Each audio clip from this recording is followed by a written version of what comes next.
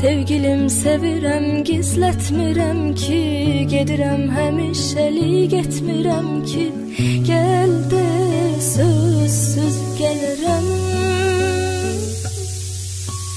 Gözümdə canlanır xəyal, yenə də ayrılıq dərd olub sənə də mənə də, ölüdə sözsüz ölərəm.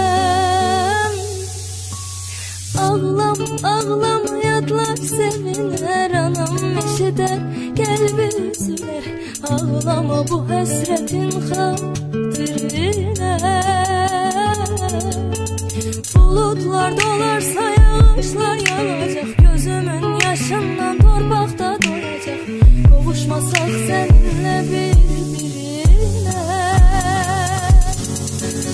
Gəl yenə əvvəlki tək, ömrümü saçsın çiçək, bir-birin xoşbəxt edək sevgilim.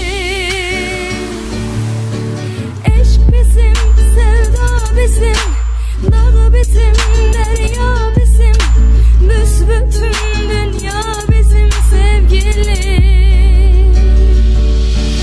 Belə bir qanun var əzəldən ey yar, aşıq öz yaranın eşqi ilə yaşar, mən də tək sənin üçün. Ağlam, ağlam, yadlar sevinər, anam eşidər, qəlbi üzülər. Ağlama bu həsrətin xatirinə.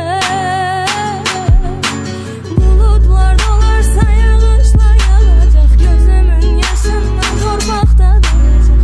Qovuşmasaq səninlə bir-birinə.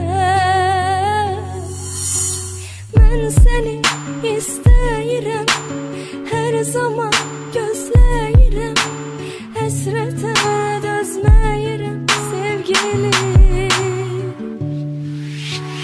Eşq bizim, sevda bizim, dağ bizim, dərya bizim, büsbütün dünya